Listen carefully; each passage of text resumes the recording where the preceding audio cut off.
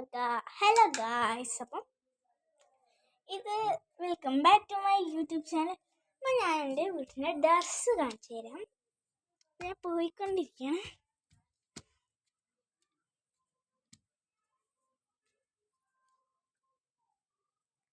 ഇതാണ് വീട്ടിൻ്റെ ഡ്രസ്സ്.